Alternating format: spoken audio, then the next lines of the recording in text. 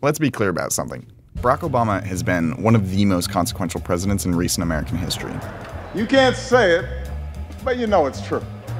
In the past 8 years, he's completely transformed the American healthcare system. He got tough reforms to Wall Street passed after the biggest financial crisis in decades. He appointed 2 of the 4 women to ever serve on the Supreme Court, both of whom were part of the historic decision legalizing same-sex marriage. He put in place the toughest climate regulations in American history. He opened the US to Cuba for the first time in half a century. And he reached a peaceful settlement to the nuclear standoff with Iran that lasted for a decade before he took office. You can celebrate or bemoan these accomplishments. Liberals will think they're great.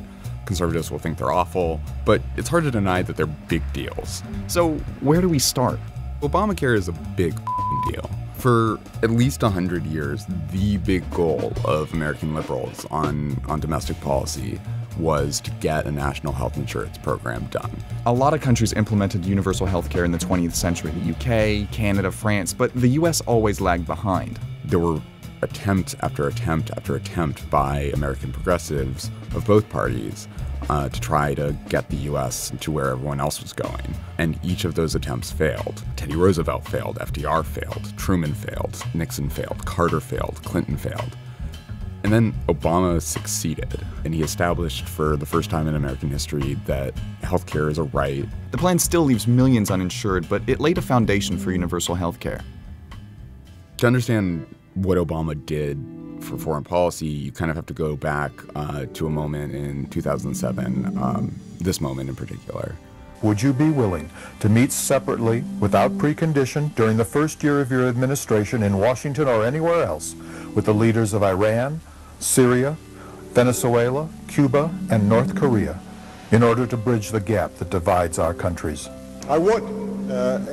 And the reason is this, that the notion that somehow not talking to countries is punishment to them, which has been the guiding diplomatic principle of this administration, is ridiculous.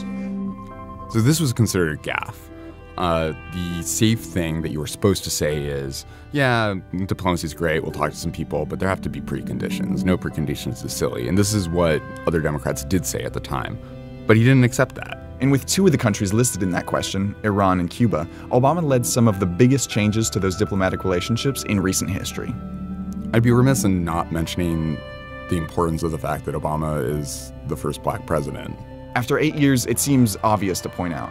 But the history of America is a history of learning to deal with racial diversity and with the legacy of white supremacy.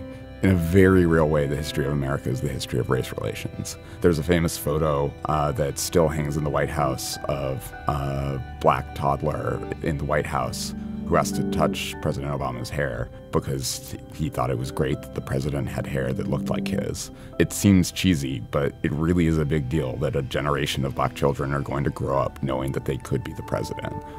Overall, it's a pretty extensive track record.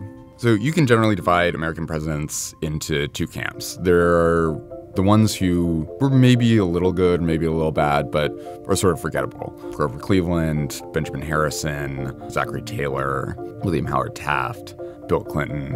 And then there are the ones who were hugely consequential, either for good, FDR, ending the Depression, winning World War II, Lincoln, winning the Civil War, George Washington establishing what a president is, or for ill, Andrew Johnson destroying Reconstruction and subjugating black people for a century, Andrew Jackson committing genocide or ethnic cleansing against the Southeast Indians.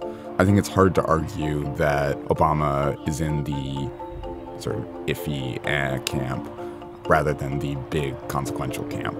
He did a lot. He accomplished a lot. And I think in the next 10 or 20 years, when we have a bunch more presidents, many more of whom are sort of all right or maybe slightly bad, but ultimately forgettable, we're going to look back and realize what a rare thing a presidency that active and that accomplished is.